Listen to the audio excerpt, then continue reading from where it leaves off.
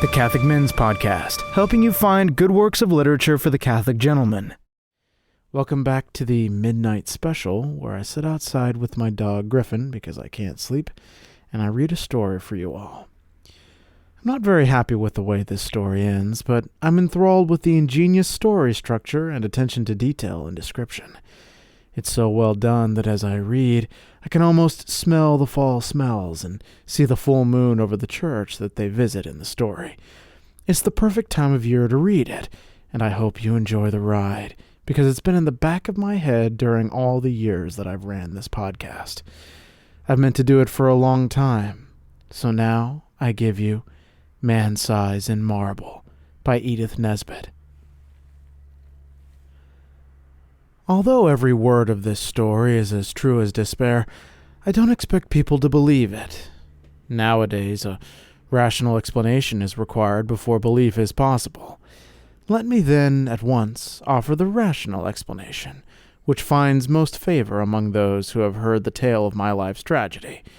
It is held that we were under a delusion, Laura and I, on that 31st of October, and that this supposition places the whole matter on a satisfactory and believable basis. The reader can judge, when he, too, has heard my story, how far this is an explanation, and in what sense it is rational. There were three who took part in this, Laura and I and another man. The other man still lives, and can speak to the truth of the least credible part of my story. I never in my life knew what it was to have as much money as I required to supply the most ordinary needs, good colors, books, and cab fares. And when we were married, we knew quite well that we should only be able to live at all by strict punctuality and attention to business. I used to paint in those days, and Laura used to write, and we felt sure we could keep the pot at least simmering. Living in town was out of the question, so we went to look for a cottage in the country which should be at once sanitary and picturesque. So rarely did these two qualities meet in one cottage that our search was for some time quite fruitless. We tried advertisements, but most of the desirable rural residences which we did look at proved to be lacking in both essentials, and when a cottage chanced to have drains, it always had stucco as well, and was shaped like a tea-caddy. And if we found a vine or rose-covered porch, corruption invariably lurked within. Our minds got so befogged by the eloquence of house agents and the rival disadvantages of the fever traps and outrages to beauty which we had seen and scorned, that I very much doubt whether either of us, on our wedding morning, knew the difference between a house and a haystack. But when we got away from our friends and house agents on our honeymoon, our wits grew clear again, and we knew a pretty cottage when at least we saw one. It was at Brenzett, a little village set on a hill over against the southern marshes. We had gone there from the seaside village where we were staying to see the church, and 2 fields from the church we found this cottage. It stood quite by itself, about 2 miles from the village. It was a long, low building, with rooms sticking out in unexpected places. There was a bit of stonework, ivy-covered and moss-grown, just 2 old rooms, all that was left of a big house that had once stood there. And round this stonework the house had grown up. Stripped of its roses and jasmine, it would have been hideous. As it stood, it was charming, and after a brief examination we took it. It was absurdly cheap. The rest of our honeymoon we spent in grubbing about in second-hand shops in the county town, picking up bits of old oak and Chippendale chairs for our furnishing. We wound up with a run up to town and a visit to Liberty's, and soon the low oak-beamed, lattice-windowed rooms began to be home. There was a jolly old-fashioned garden, with grass paths, and no end of hollyhocks, and sunflowers, and big lilies. From the window you could see the marsh pastures, and beyond them the blue, thin line of the sea. We were as happy as the summer was glorious, and settled down into work sooner than we ourselves expected. I was never tired of sketching this view and the wonderful cloud effects from the open lattice, and Laura would sit at the table and write verses about them, in which I mostly played the part of foreground. We got a tall old peasant woman to do for us. Her face and figure were good, though her cooking was of the homeliest, but she understood all about gardening, and told us all the old names of the coppices and cornfields, and the stores of the smugglers and highwaymen, and, better still, of the things that walked, and of the sights which met one in lonely glens of a starlit night. She was a great comfort to us, because Laura hated housekeeping as much as I loved folklore, and we soon came to leave all the domestic business to Mrs. Dorman, and to use her legends and little magazine stories, which brought in the jingling guinea. We had 3 months of married happiness, and didn't have a single quarrel. One October evening I had been down to smoke a pipe with the doctor, our only neighbor, a pleasant young Irishman. Laura had stayed at home to finish a comic sketch of the village episode. I left her laughing over her own jokes, and came in to find her a crumpled heap of pale muslin, weeping on the window-seat. "Good heavens, my dear, what's the matter?" I cried, taking her in my arms. She leaned her head against my shoulder and went on crying. I had never seen her cry before. We had always been so happy, you see, and I felt sure some frightful misfortune had happened. "What is the matter? Do speak." "It's Mrs. Dorman," she sobbed. "What has she done?" I inquired, immensely relieved. "She says she must go before the end of the month, and she says her niece is ill. She's gone down to see her now, but I don't believe that's the reason, because her niece is always ill. I believe someone has been setting her against us. Her manner was so queer." "Well, never mind," I said. "Whatever you do, don't cry, or I shall have to cry too, to keep you in countenance, and then you'll never respect your man again." She dried her eyes obediently on my handkerchief, and even smiled faintly. "But you see," she went on, "it's really serious, because these village people are so sheepy, and if one won't do a thing, you may be quite sure none of the others will. And I shall have to cook the dinners and wash up the hateful greasy plates, and you'll have to carry cans of water about and clean the boots and knives, and we shall never have any time for work or earn any money or anything. We shall have to work all day and only be able to rest when we're waiting for the kettle to boil." I represented to her that even if we had to perform these duties, the day would still present some margin for other toils and recreations, but she refused to see the matter in any but the grayest light. She was very unreasonable, my Laura, but I could not have loved her any more if she had been as reasonable as Whately. "I'll speak to Mrs. Dorman when she comes back, and see if I can't come to terms with her," I said. "Perhaps she will like a raise in her payment. It'll be all right. Let's walk up to the church now." The church was a large and lonely one, and we loved to go there, especially upon bright nights. The path skirted a wood, cut through it once, and ran along the crest of the hill through 2 meadows and round the churchyard wall, over which the old yews loomed in black masses of shadow. This path, which was partly paved, was called the bier balk, for it had long been the way by which the corpses had been carried to burial. The churchyard was richly treed, and was shaded by great elms which stood just outside, and stretched their majestic arms in benediction over the happy dead. A large, low porch let one into the building by a Norman doorway, and a heavy oak door studded with iron. Inside, the arches rose into darkness, and between them the reticulated windows, which stood out wide in the moonlight. In the chancel, the windows were of rich glass, which showed in faint light their noble coloring, and made the black oak of the choir pews hardly more solid than the shadows.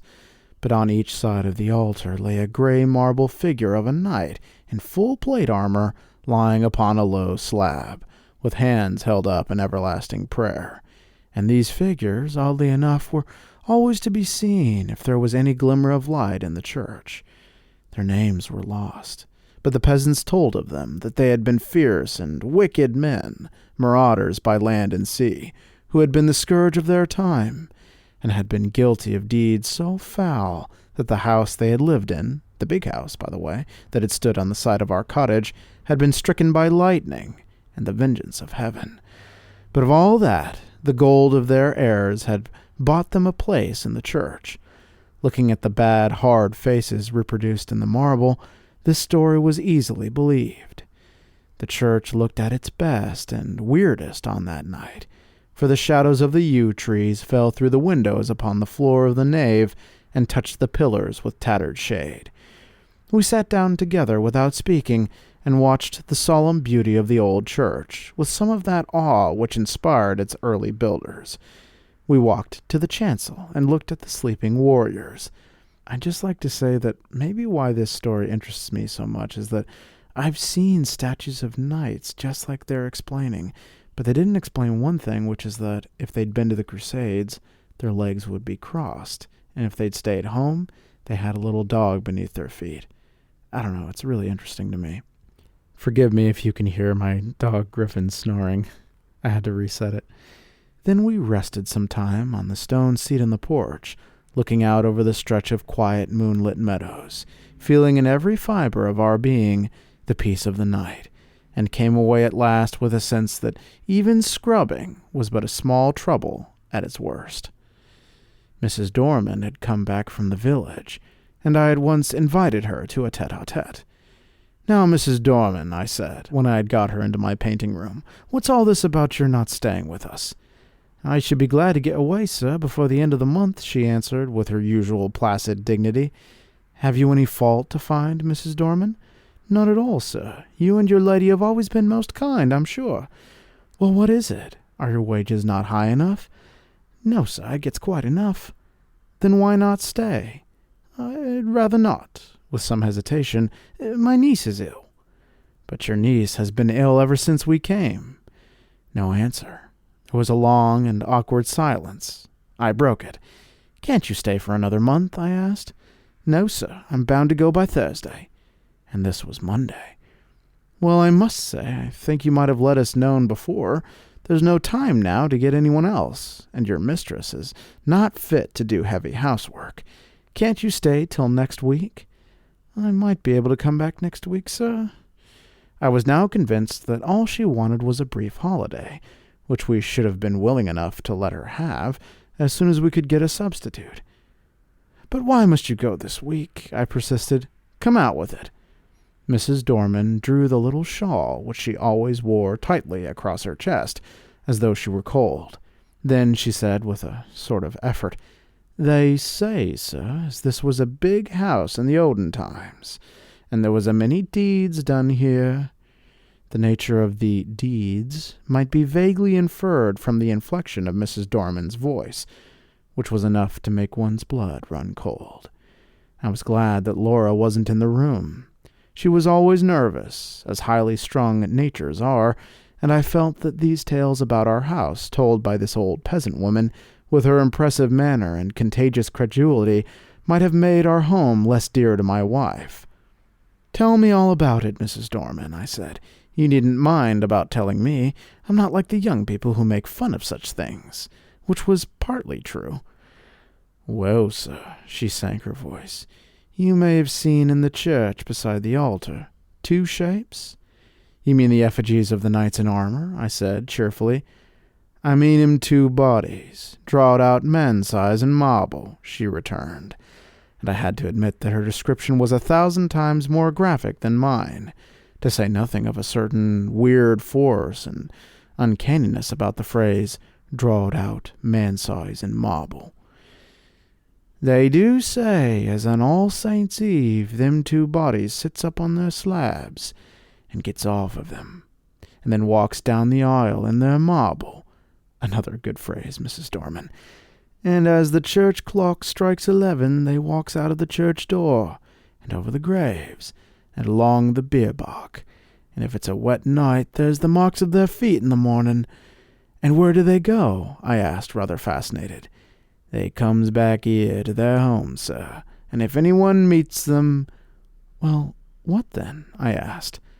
But no, not another word could I get from her, save that her niece was ill, and she must go. After what I had heard, I scorned to discuss the niece, and tried to get from Mrs. Dorman more details of the legend. I could get nothing but warnings. "Whatever you do, sir, lock the door early on All Saints' Eve, and make the cross sign over the doorstep and on the windows." "But has anyone ever seen these things?" I persisted.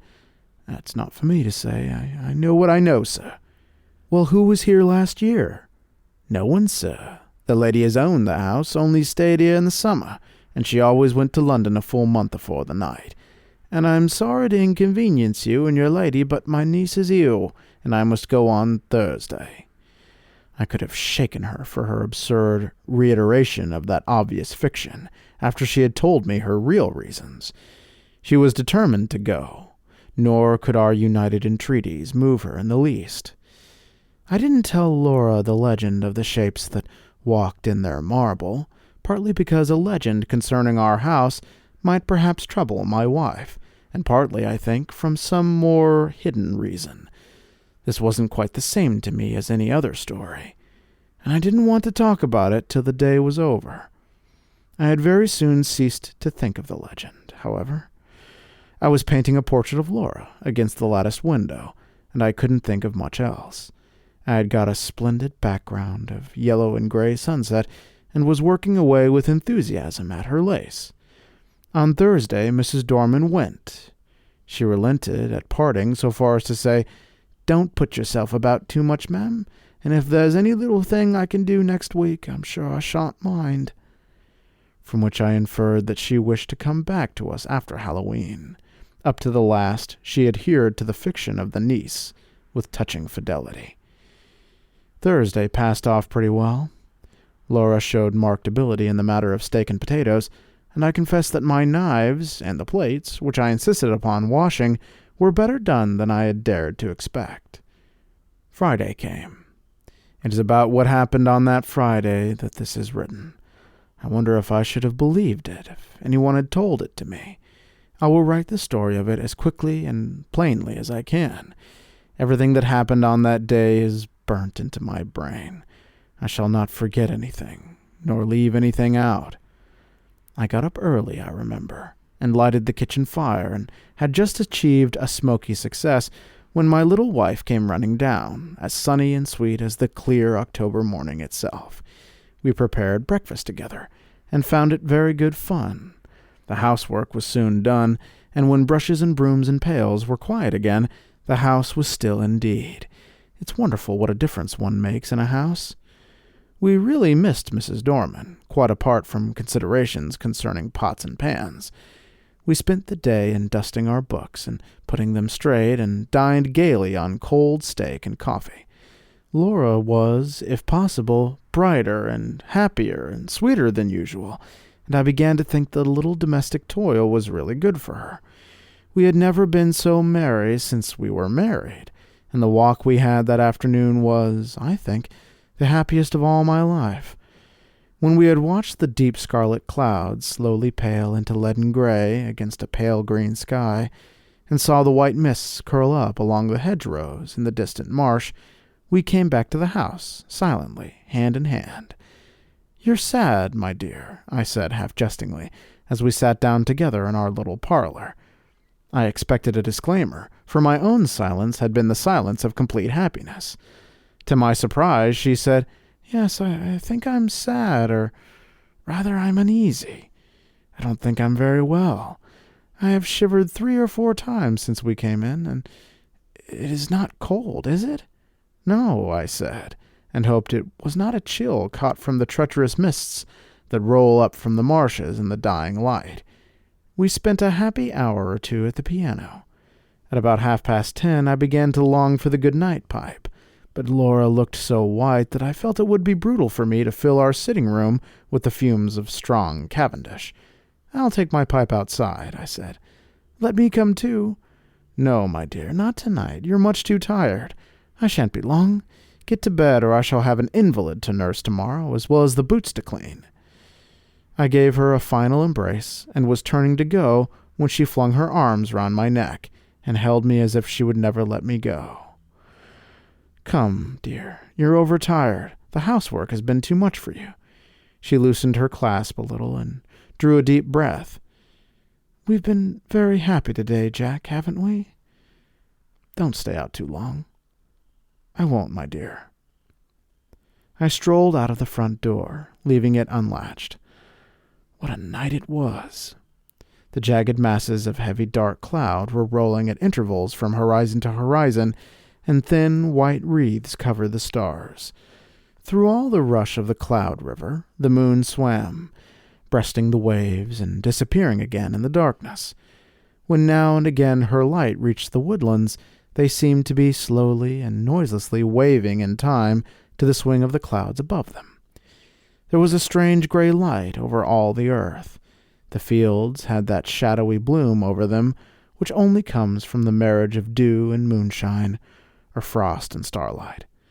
I walked up and down, drinking in the beauty of the quiet earth and the changing sky. The night was absolutely silent. Nothing seemed to be abroad. There was no scurrying of rabbits or twitter of the half-asleep birds. And though the clouds went sailing across the sky, the wind that drove them never came low enough to rustle the dead leaves in the woodland paths. Across the meadows I could see the church tower standing out black and gray against the sky. I walked there, thinking over our 3 months of happiness, and of my wife, my dear wife. I heard a bell beat from the church. 11 already? I turned to go in, but the night held me. I couldn't go back into our little warm rooms just yet. I would go up to the church. I felt vaguely that it would be good to carry my love and thankfulness for my wife to the sanctuary whither so many loads of sorrow and gladness had been borne by the men and women of the dead years. I looked in at the low window as I went by. Laura was half lying on her chair in front of the fire. I couldn't see her face. Only her little head showed dark against the pale blue wall. She was quite still, asleep no doubt. I walked slowly along the edge of the wood. A sound broke the stillness of the night. It was a rustling in the wood. I stopped and listened. The sound stopped too. I went on, and now distinctly heard another step than mine answer mine like an echo. It was a poacher or a wood stealer, most likely, for these were not unknown in our Arcadian neighborhood. But whoever it was, he was a fool not to step more lightly. I turned into the wood, and now the footstep seemed to come from the path I had just left. It must be an echo, I thought. The wood looked perfect in the moonlight. The large dying ferns and the brushwood showed where, through thinning foliage, the pale light came down. The tree trunks stood up like Gothic columns all around me. They reminded me of the church, and I turned into the beer bock and passed through the corpse gate between the graves to the low porch.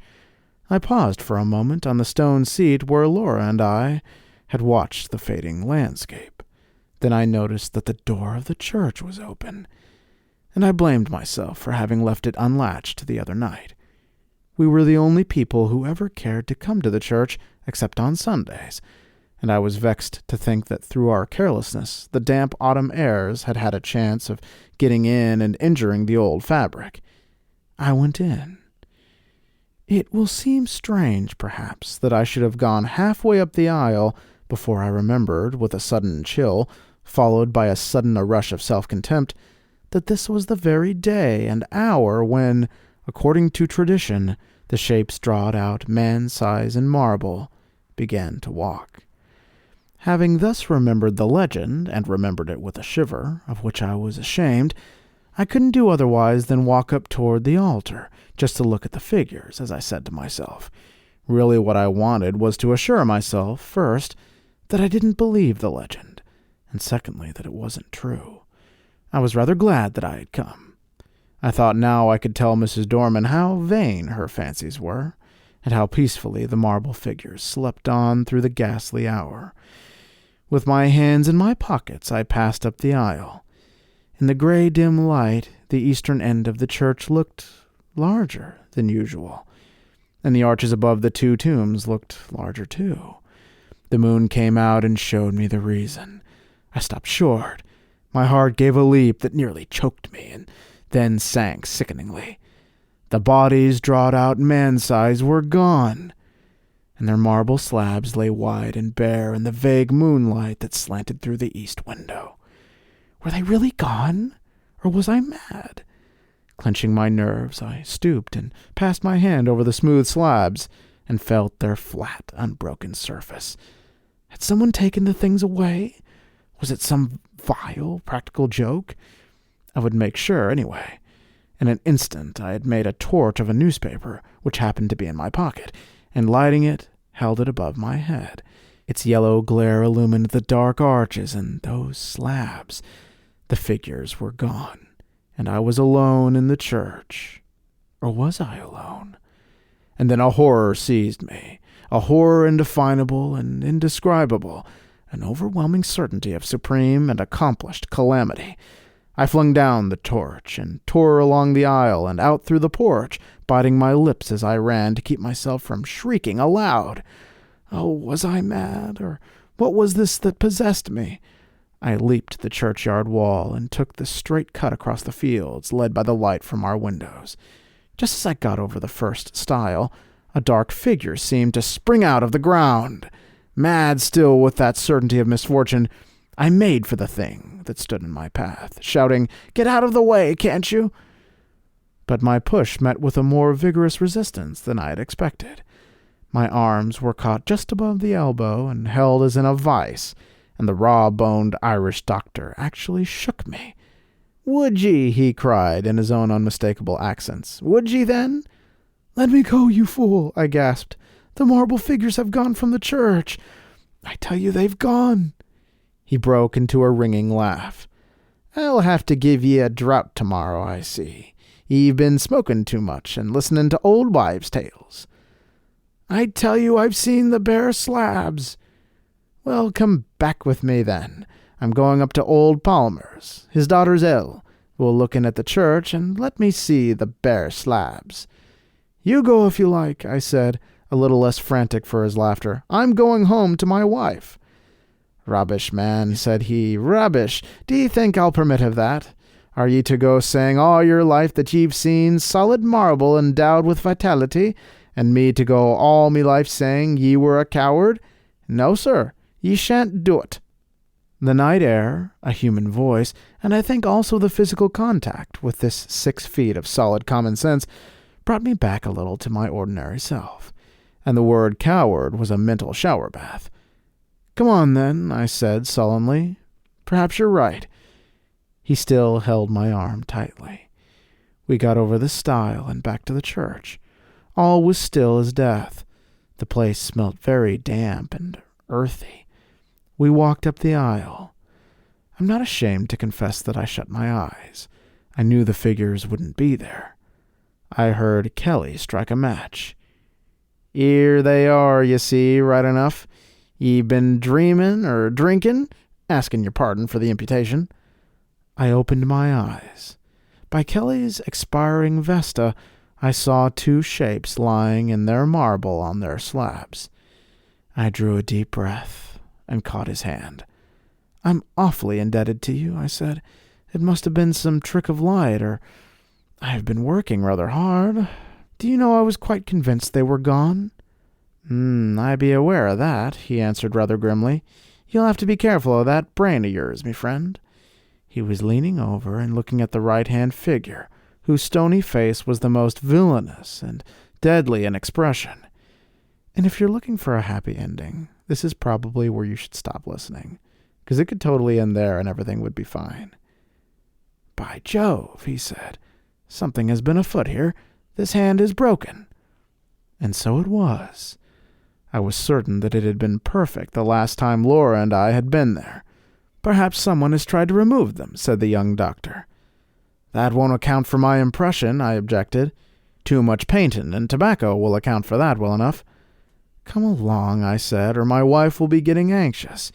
You'll come in and have a drop of whiskey and drink confusion to ghosts and better sense to me." "I ought to go up to Palmer's, but it's so late now I'd best leave it till morning," he replied. "I was kept late at the Union, and I've had to see a lot of people since." "All right, I'll come back with ye." I think he fancied I needed him more than did Palmer's girl. So, discussing how such an illusion could have been possible, and deducing from this experience large generalities concerning ghostly apparitions, we walked up to our cottage. We saw, as we walked up the garden path, that bright light streamed out of the front door, and presently saw that the parlor door was open too. Had she gone out? "Come in," I said, and Dr. Kelly followed me into the parlor. It was all ablaze with candles. Not only the wax ones, but at least a dozen guttering, glaring tallow dips, stuck in vases and ornaments in unlikely places. Light, I knew, was Laura's remedy for nervousness. We glanced round the room, and at first we didn't see her. The window was open, and the draught set all the candles flaring one way. Her chair was empty, and her handkerchief and book lay on the floor. I turned to the window. There, in the recess of the window, I saw her. She had fallen back across a table in the window, and her body lay half on it and half on the window seat, and her head hung down over the table, the brown hair loosened and fallen to the carpet. Her lips were drawn back, and her eyes wide, wide open. They saw nothing now. What had they seen? The doctor moved towards her, but I pushed him aside and sprang to her and caught her up in my arms. I tried for several hours to revive her, but I think I knew all the time that she was dead. Her hands were tightly clenched. In one of them she held something fast. When I was quite sure that she was dead and that nothing mattered at all anymore, I let him open her hand to see what she held. It was a gray marble finger. The end. Now, if I were writing this story, I would have had the whole thing end the minute they got back into the church and they realized that the whole thing is in his imagination. But that's not how Victorian writers operate. They have to have a dark, sad ending. And I know that not all of life is happy, but I think you should try to have something at the end of stories that uplifts people. And that's why I highly recommend another story that is equally as scary, but way more uplifting at the end. And I've recorded it on this podcast. It's called The Red Room. But I think I've done over 100 podcasts on this channel. So if that one kind of got you down, you could listen to another one. And I hope you all enjoyed the incredible descriptions of the fall and the church and the nights. And it just, in general, reminded me of Europe. Anyway, thank you all so much for listening, and Godspeed.